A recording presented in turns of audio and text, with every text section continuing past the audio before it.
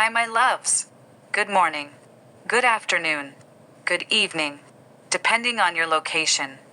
Welcome back again to my channel. So today I will be telling you guys a story about a young, rich, beautiful nurse who gives everything to heal her patients while she herself is secretly ill with cancer. Stay back and watch the video, and don't forget to like, share, subscribe, and drop your comments. Amelia Carter had everything: youth, beauty, and a life of unimaginable wealth. As the only daughter of Robert and Eleanor Carter, owners of one of the largest pharmaceutical companies in the world, she had been raised in a world of privilege. From the moment she was born, the world had been at her feet. Yet, despite the luxury that surrounded her, Amelia's heart belonged to those who had nothing. Instead of expensive ball gowns, she preferred a nurse's uniform. Instead of lavish vacations, she chose hospital hallways filled with the scent of antiseptic and the quiet hum of ventilators. Her decision had shocked everyone.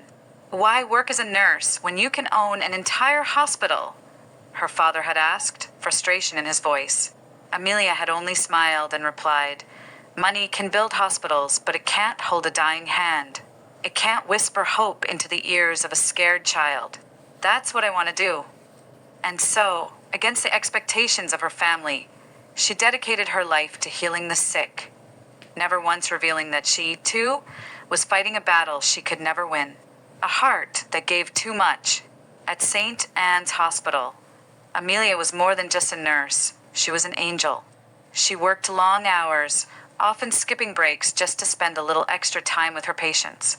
She would sit by the bedsides of elderly patients who had no family to visit them, telling them stories of faraway places. She would braid the hair of little girls in the pediatric ward, making them feel beautiful even as they lost their hair to chemotherapy. Her love was endless, her patience unwavering. She treated every patient as if they were her own family. But what no one knew was that behind her radiant smile, she was fighting a monster of her own. It had started with fatigue, nothing too unusual for someone working grueling hospital shifts. Then came the weight loss, the constant fevers, the sharp pain that gripped her bones at night. When she finally went for a checkup, the diagnosis was undeniable. Stage 3 lymphoma. She sat in the doctor's office, listening to the words that should have broken her. But instead, she simply nodded and said, "How long do I have?" The doctor hesitated before answering, "With aggressive treatment, we can fight this." Amelia cut him off with a gentle smile. "I don't have time to be sick, doctor. There are people who need me." And with that, she made a choice no one would have expected. She would not fight the disease. She would not waste her remaining time in sterile hospital rooms, hooked to IVs while life passed her by.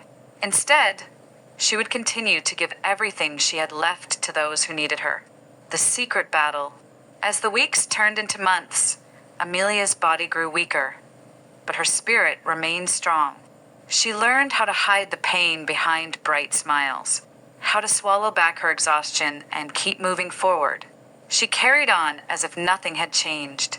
Only once did she come close to breaking. One night, after a grueling shift, she returned to her apartment and collapsed onto the floor. The pain was unbearable, radiating through her body like fire. She clutched at her chest, gasping for air, tears streaming down her face. But after a few minutes, she forced herself up, wiped her tears, and prepared for another day.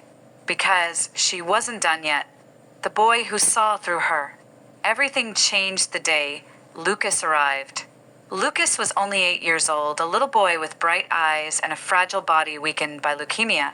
When Amelia first met him, he was curled up in his hospital bed, staring out the window. She sat beside him and asked, "What are you thinking about?" He shrugged. "I wonder what it feels like to run." Amelia blinked back the tears that threatened to fall. "Would you like me to tell you a secret?" He turned to her, curiosity lighting up his pale face. "I used to be scared of running," she admitted with a grin. "I was afraid that if I ran too fast, I might trip and fall." Lucas giggled. "That's silly. She nodded. It is. But then I learned something. Even if you fall, you can always get back up. Lucas looked thoughtful. So even if I feel sick now, I can get better. She squeezed his hand. You can always get back up, Lucas. From that day on, Amelia and Lucas became inseparable. She read him bedtime stories when his mother was too exhausted to stay awake. She brought him small gifts, nothing expensive, just little trinkets to make him smile. She made him believe in life again. But what she didn't know was that Lucas had been watching her just as closely. One evening, as she tucked him in, he suddenly asked, "Miss Amelia, why do you always look so tired?" Her heart clenched. She had spent so much time hiding her pain. She had never expected a child to see through her mask. "I just work a lot," she said with a gentle smile. Lucas frowned. "But who takes care of you?" She didn't answer. She didn't know how to. The collapse. Amelia's strength finally failed her one night. She was walking through the hospital hallways when her legs suddenly gave out. She collapsed, her vision going dark as the world blurred around her. When she woke up, she was in a hospital bed. Dr. Harris, her closest friend, stood beside her, his face pale with worry. "Amelia," he whispered, "why didn't you tell us?" Tears filled her eyes, but she forced a smile. "Because healing others gave me a reason to live." For the first time in her life, Amelia was forced to be the patient. But she didn't fight it, because something had changed. She had spent her entire life giving, but Lucas had taught her an important lesson. Sometimes it was okay to receive love, too. The final gift. Lucas visited her every day. One morning, he brought a small, wrapped box. "Open it," he said with a smile. Inside was a locket with the words, "Who takes care of you?" Tears spilled down Amelia's cheeks. She pulled the boy into a gentle hug, holding him tightly. That night, Amelia closed her eyes for the last time. She left the world the way she had lived, gently, peacefully, surrounded by the people she loved. But her story didn't end there. The hospital was renamed Amelia's Heart Memorial Hospital, a place where patients were not just treated, but truly cared for. And Lucas, the little boy she had once saved, grew up to become a doctor, dedicating his life to helping others, just as the woman who had saved his had once done. And so, Amelia's light never faded.